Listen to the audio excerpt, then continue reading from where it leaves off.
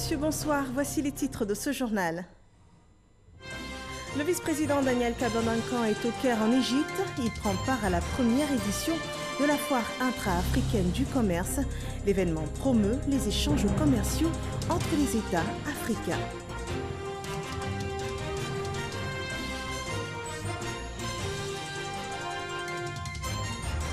Le dossier EcoPlus de ce mardi présente un exposé sur l'inclusion financière en Côte d'Ivoire. Cet instrument privilégié qui favorise l'insertion des couches sociales les plus défavorisées dans le tissu économique de l'UEMOA est un mystère pour une grande partie de la population et c'est à suivre dans ce journal. Et puis en RDC, le prix Nobel de la paix, le docteur Denis Mukwege appelle la communauté internationale à réagir contre les responsables des exactions dans son pays, la République démocratique du Congo. Un appel peu apprécié du pouvoir en place qui l'invite à plus de modestie. Bienvenue dans ce journal. Ouvrons cette édition avec la visite du vice-président Daniel Kablan-Duncan au Caire en Égypte. Il y représente le chef de l'État à la première édition de la foire intra-africaine du commerce qui a démarré ce mardi 11 décembre. L'événement est organisé par la Banque africaine d'import-export, Mahama Traoré. Beaucoup de pays africains vont acheter très loin, ailleurs, ce qu'ils peuvent trouver dans un pays limitrophe. Conséquence, les échanges de biens et services entre pays africains se situent autour de 15%, le plus faible taux continental au monde. Consciente du manque à gagner, l'Union africaine a mis sur pied en mars 2018 la zone de libre-échange continentale africaine, ZLECAf. Objectif, permettre aux pays africains de tirer plein profit d'un marché commun de plus de 1,2 milliard d'habitants et porter ainsi la part du commerce intra-africain à 52% en 2022.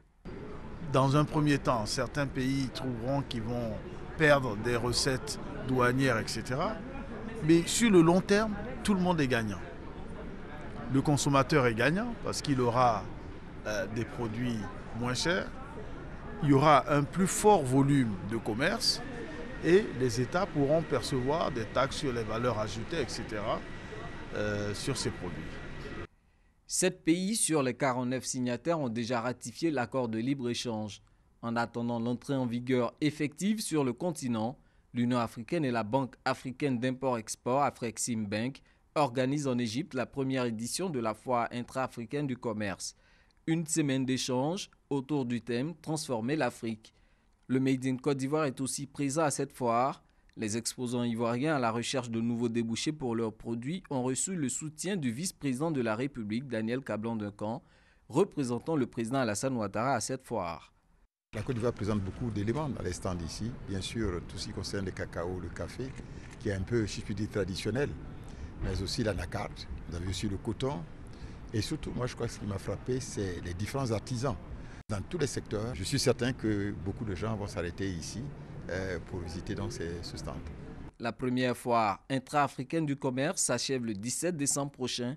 Elle attend plus de 70 000 visiteurs pour un chiffre d'affaires commercial espéré de 12 500 milliards de francs CFA. Coopération internationale, un accord économique a été signé entre les États-Unis et la Côte d'Ivoire. Il s'agit pour les deux pays de mettre en place un cadre pour booster l'investissement américain en Côte d'Ivoire dans les domaines de l'agriculture, de l'énergie, de l'industrie et des transports. Les détails de cette coopération économique ivoiro-américaine avec Michel Digré. C'est une nouvelle page de la coopération économique entre la Côte d'Ivoire et les États-Unis qui s'ouvre avec cette signature de protocole d'accord. Les entreprises américaines pourront vous aider à construire vos autoroutes, vos ports et vos aéroports. Nous voulons continuer d'importer votre cacao qui est très prisé dans notre pays. Dans le domaine de l'agriculture, l'accord permettra la réalisation de plusieurs projets.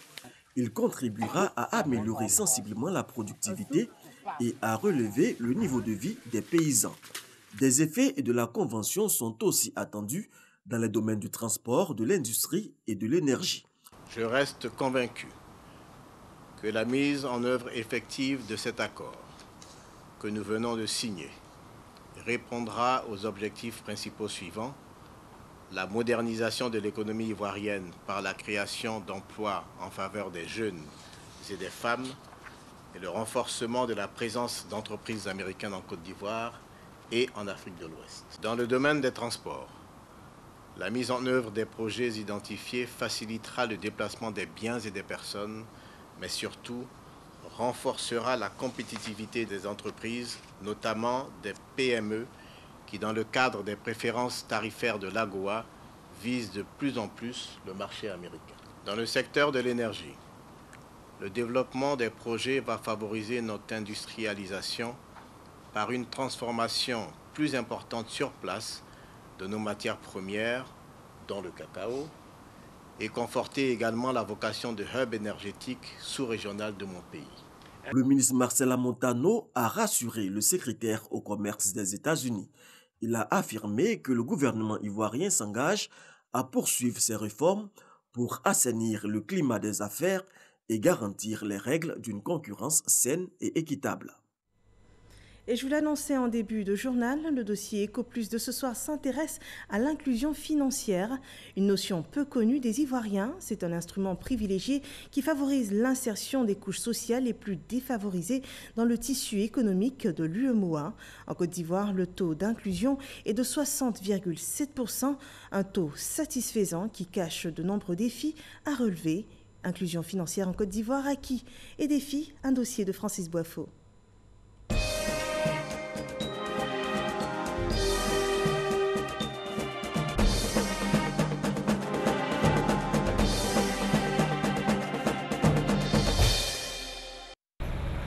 Commune du Plateau, le centre des affaires, lieu privilégié pour des jeunes à la recherche du pain quotidien. Depuis 2006, Frédéric s'est installé à quelques encablures de la Chambre de commerce et d'industrie de Côte d'Ivoire. Ce qu'il sait faire au mieux, laver les chaussures pour en retirer toute saleté ou leur donner de l'éclat. L'activité permet à ce jeune déscolarisé de garder espoir. Chaque fin de mois, on peut avoir 90 000 ou 100 000 comme ça, puis bon.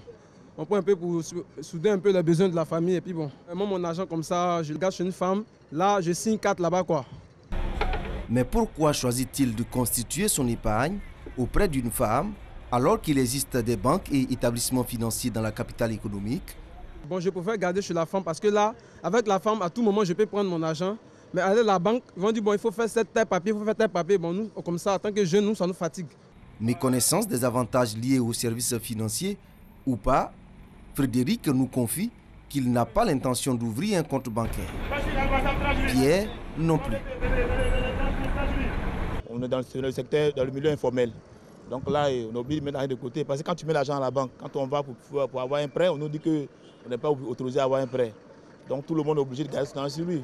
La tranche des jeunes de 15 à 24 ans, ils sont 29% à disposer d'un compte dans une institution formelle et c'est principalement un compte de mobile money. Ne pas avoir recours aux structures bancaires présente des risques pour toute personne qui garde de l'argent par devers elle. Dans le mois de mai, il y a eu des inondations à Abidjan. Imaginez tous ceux qui avaient mis leur argent au chevet de leur lit. Tout ça, c'est parti. Il y a eu aussi des incendies dans les marchés. Imaginez tous ceux qui avaient mis leur argent sous les paillasses. Tout est parti. Donc, ça permet de sécuriser ses avoirs. Sécuriser ses avoirs.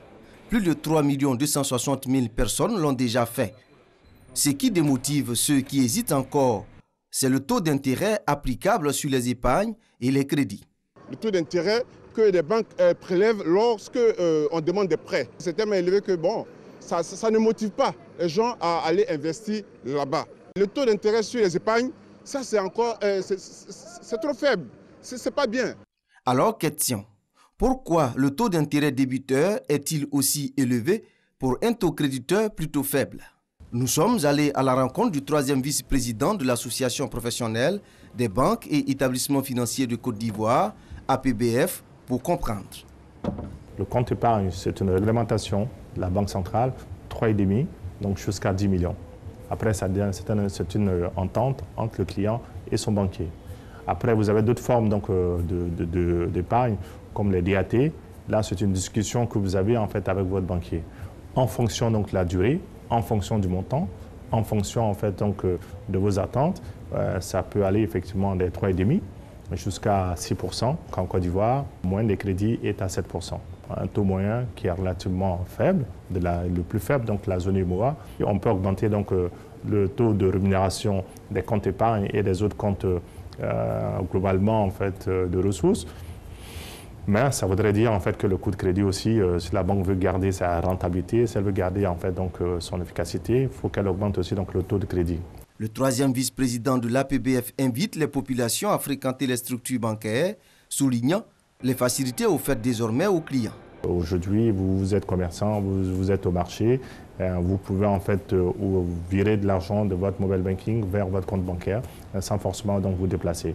Ces actions devraient contribuer à l'augmentation du taux d'inclusion financière, c'est-à-dire l'accès des populations, y compris celles dites vulnérables ou exclues des services financiers formels, adaptés et abordables en vue de leur utilisation.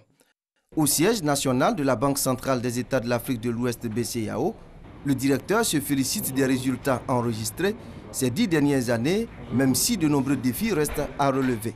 Le taux d'inclusion financière, il est de 60,7% pour la Côte d'Ivoire actuellement et pour l'ensemble des pays de l'UEMOA de 55%. Il faut dire qu'il y a 10 ans, la Côte d'Ivoire était à 11,7% pour ce taux et l'UEMOA était à 14,3%. En concertation certainement avec la Banque centrale, renforcer l'éducation financière, renforcer la protection des déposants et pour ce qui est des acteurs, qu'ils puissent offrir davantage de services. Sur la période 2019-2024, la BCEAO veut atteindre un taux d'inclusion financière de 75% dans les 8 pays membres de l'Union économique et monétaire ouest-africaine UEMOA au regard des avantages liés aux services financiers. Et l'accès aux services financiers contribue à la lutte contre la pauvreté puisque cela permet aux acteurs de pouvoir éventuellement emprunter et de pouvoir mener des activités qui peuvent leur procurer un revenu. Le fait de renforcer l'épargne dans une économie accroît les possibilités de pouvoir non seulement faire des crédits, mais de pouvoir aussi faire des investissements. Et comme vous le savez, les investissements sont essentiels pour renforcer la croissance économique. Suivant les directives communautaires, la Côte d'Ivoire a adopté la stratégie nationale d'inclusion financière sur la période 2019-2024. Ce document d'orientation devrait aider l'ensemble des acteurs à mieux coordonner les activités sur le terrain et attirer davantage de personnes exerçant dans l'informel et les zones rurales. Selon les dernières études du groupe consultatif pour l'assistance aux plus défavorisés SIGAP, 44% des adultes ivoiriens et 71% des jeunes n'ont jamais eu recours aux services financiers formels et informels. Et gardons le ton de l'économie. Les EPN, entreprises publiques nationales, actualisent leurs règles de gestion. À l'initiative de la Direction générale du budget, il se tient depuis ce lundi à Grand-Bassam un séminaire portant sur la validation d'un avant-projet de loi fixant les règles générales relatives aux établissements publics nationaux. Le compte-rendu de Jean-Luc Bangbo. Contrôleur financier, contrôleur budgétaire, agent comptable, ordonnateur, toutes ces parties prenantes dans la gestion des entreprises publiques nationales, EPN, sont venues apporter leur expertise pour la mise en place d'un nouveau cadre réglementaire des finances publiques au sein de ces sociétés à capitaux publics. Le travail que nous faisons aujourd'hui, c'est de valider l'avant-projet préparé par la Direction générale du budget des finances en réunissant tous les acteurs qui interviennent dans la gestion des EPN pour que les textes qui régissent les EPN soient actualisés. Il y a bien sûr la réforme venant de l'UEMOA, mais nous-mêmes, en lisant ces textes, en confrontant les dispositions à la pratique, il y a un écart. Il y a des différences qu'on voit, soit qu'il faut prendre en compte parce que le texte a vieilli, soit certaines pratiques contre lesquelles il faut prendre des dispositions fortes. Une loi vieille de 20 années et qui ne permet plus un suivi approprié de la gestion budgétaire, administrative et comptable des entreprises publiques nationales. Les ordonnateurs du contrôle budgétaire, l'agent comptable et le conseil de gestion sont soumis à un défi managérial, à savoir comment concilier les performances sociales, financières et comptables de l'établissement public national avec les instruments juridiques qui ne sont plus d'actualité. Structure étatique jouissant de l'autonomie administrative et financière, les entreprises publiques nationales jouent un rôle prépondérant dans la mise en œuvre du programme économique et social du gouvernement. Au nombre de 102 sur toute l'étendue du territoire national, les EPN ont reçu pour la gestion 2018 un budget total de 471,7 milliards de francs CFA, dont 302 milliards de subventions et 169,7 milliards de francs CFA de ressources propres. Un autre domaine, celui de la coopération Côte d'Ivoire-France. L'Union nationale des combattants de France a remis le drapeau des anciens combattants d'Afrique à la Côte d'Ivoire, un symbole fort de la lutte des Africains aux côtés de l'ancienne puissance coloniale française. Le reportage de Wanjantele Soro et Abou Sanogo.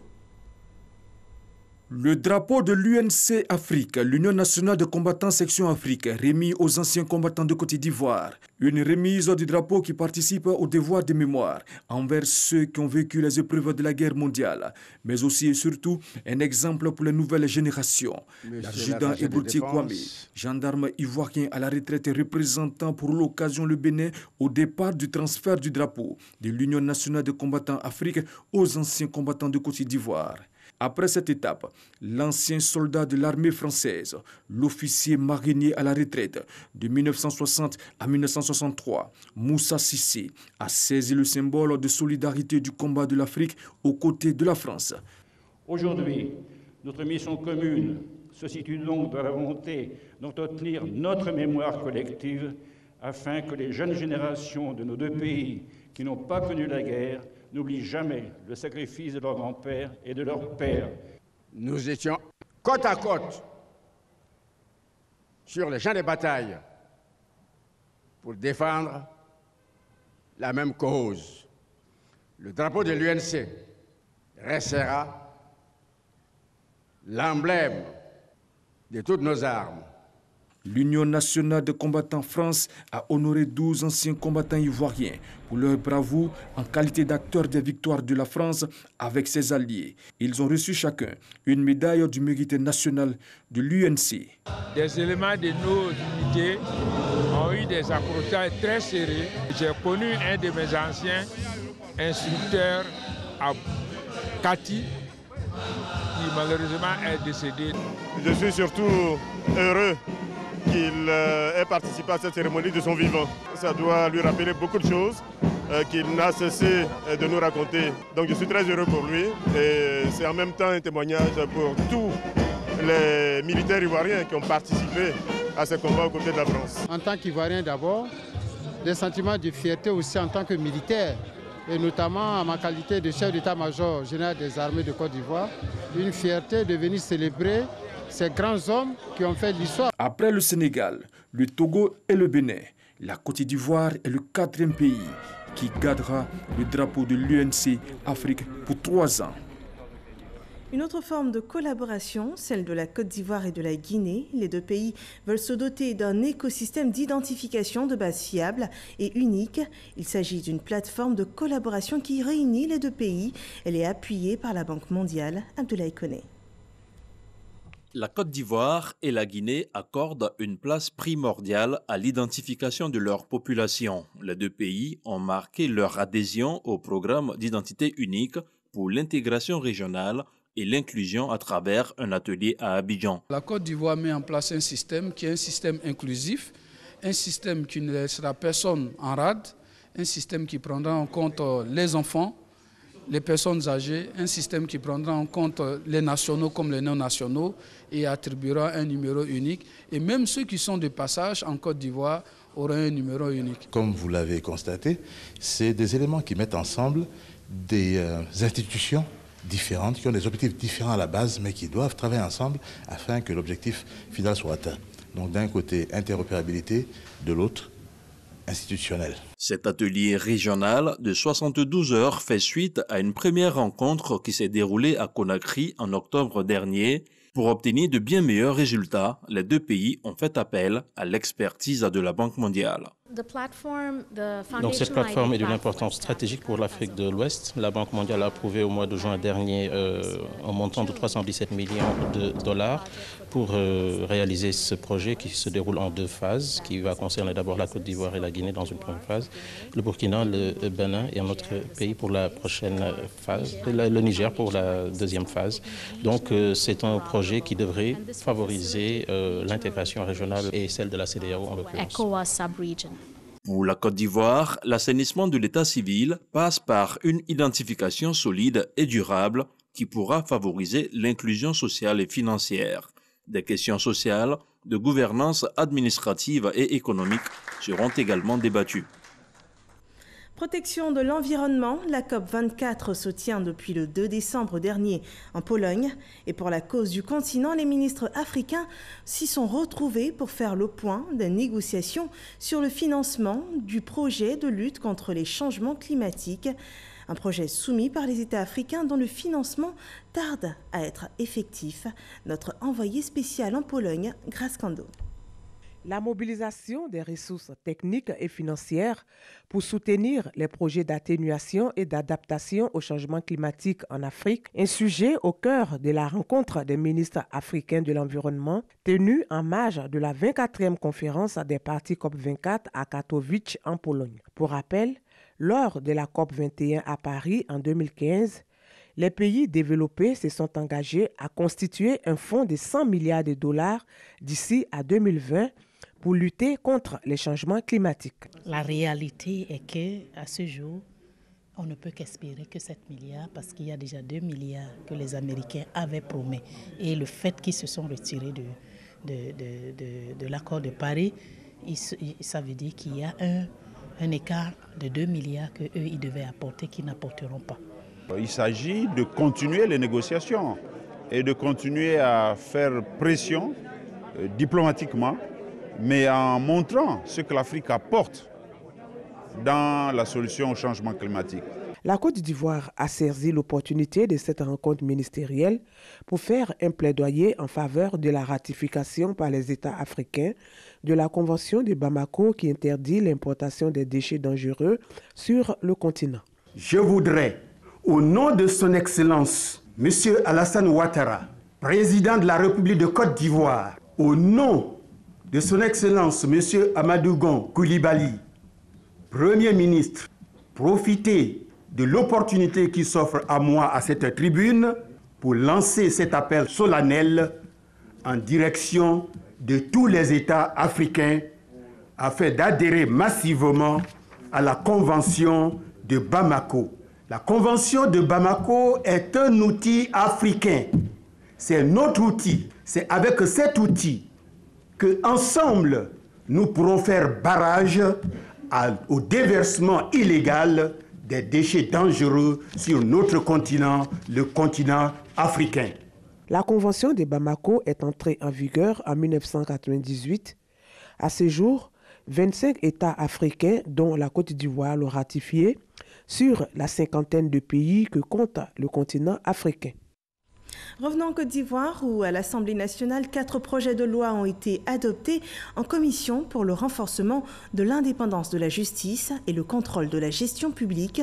Ils concernent la composition, l'organisation, le fonctionnement de la Cour suprême, de la Cour des comptes, de la Cour de cassation et du Conseil d'État. Kolo Coulibaly. Ces 4 projets de loi adoptés en commission s'inscrivent dans le cadre du changement de système juridictionnel. D'abord, la Cour de cassation, la plus haute juridiction principalement juge du droit. Ensuite, le Conseil d'État, il est chargé du jugement des litiges administratifs. Il a aussi une fonction consultative. Il donne notamment ses avis au président de la République et au gouvernement. Le 3e projet de loi porte sur la Cour suprême. Elle va veiller à l'application de la loi par les juridictions des ordres judiciaires et administratifs. La coexistence de 2 ordres de juridiction pouvant être source de conflit, il est apparu nécessaire de mettre en place un organe chargé de résoudre ce type de difficultés. Telle est la raison d'être de la Cour suprême, consacrée par la Constitution comme un tribunal des conflits. L'indépendance du pouvoir judiciaire et la sécurité juridique se trouvent également renforcées par le fait que les décisions rendues par la Cour de cassation et de Conseil d'État, juridiction collégiale, ne sont plus susceptibles de suspension par le président de la Cour suprême qui statue seul. Sur le plan organique, la Cour suprême intègre la composition et l'organisation de la Cour de cassation et du Conseil d'État. Et enfin, la Cour des comptes, anciennement une chambre de la Cour suprême. Elle a la qualité d'institution supérieure de contrôle des finances publiques à laquelle tous les autres corps de contrôle sont tenus de remettre leur rapport. Un autre projet est à sa phase d'exécution dans le département de Touba. Les travaux du pont de Guinteguela ont été lancés. L'infrastructure de 3 milliards de francs CFA va permettre de désenclaver cette zone économique et faciliter l'évacuation de la production du sucre du complexe, mais aussi des produits agricoles. Moussa Koulibaly et Amadou Ouattara. Par ce geste, le secrétaire d'État auprès du Premier ministre, chargé du budget du portefeuille de l'État, Moussa Sanogo, marque le début des travaux du pont reliant les localités de Guinteguela et Koro. À son achèvement dans 12 mois, l'ouvrage d'un coût de 3 milliards de francs CFA, long de 94 mètres, permettra aux populations d'éviter des traversées souvent mortelles sur le fleuve. Ce pont comportera 2 voies et 2 trottoirs. Ce pont, loin d'être un simple édifice, est un vecteur de développement économique et social, car il contribuera au désenclavement de la région et améliorera les conditions de vie des populations. Pour les populations, la construction de ce pont est un rêve longtemps caressé, plus de 40 ans d'attente. En plus du pont, 17 villages sur 24 que compte la sous-préfecture de Guinteguela ont été également raccordés au réseau électrique national. Nous vivons un moment solennel, que dis-je, historique, non seulement pour la sous-préfecture de Guinteguela, mais aussi pour tout le Bafing et de Ouagadougou, parce que la réalisation de ce pont va désenclaver toute la région. Pendant son séjour dans la région du Bafing, le secrétaire d'État chargé du budget et du portefeuille de l'État a également inauguré un château d'eau à Gouanoué, situé à quelques kilomètres de Touba. Nous avons réglé le problème de Gouanoué, au moins pour les 25 ans à venir. Mais dans le Bafing, il n'y a pas de Gouanoué. Il y a encore beaucoup d'autres villages, beaucoup d'autres localités où la question de l'eau est une grosse préoccupation. Plusieurs actions de développement ont été annoncées à l'endroit des populations, notamment le projet Soja et des ouvrages d'approvisionnement en eau potable. Pour toutes ces infrastructures dans la région du Bafing, les populations ont rendu un hommage au chef de l'État, Alassane Ouattara, et son gouvernement. Dans l'actualité internationale, le prix Nobel de la paix, Denis Mukwege, lance un appel à la communauté internationale à agir contre les responsables des exactions dans son pays, la République démocratique du Congo. Un appel peu apprécié du pouvoir en place qui l'invite à plus de modestie. En France, Emmanuel Macron a du mal à convaincre les Gilets jaunes. Et puis au Royaume-Uni, le report du vote sur le Brexit au Parlement provoque la colère générale des pro- et anti-Brexit. L'actu en bref présenté par Laurent Sachaud et Abou Sanogo.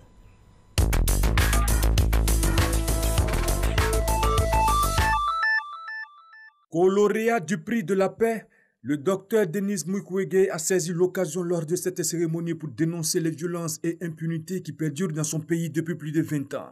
Il demande des sanctions politiques, économiques et des poursuites judiciaires contre tous les responsables des exactions, congolais comme étrangers, mais également la création d'un fonds global de réparation pour les victimes de violences sexuelles.